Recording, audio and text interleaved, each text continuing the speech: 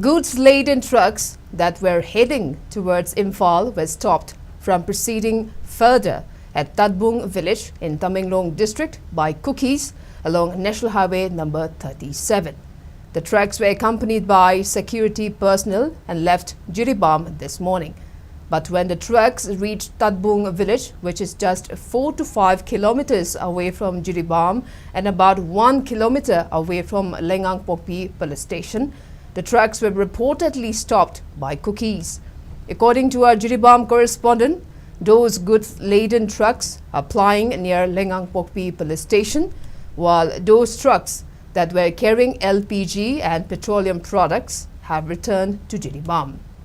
It may be mentioned that many goods-carrying trucks have been stranded at Jiribam district since the start of violence in the district on June 6th, but so far, only 2 fleets of goods trucks have managed to leave Jiribam under heavy security.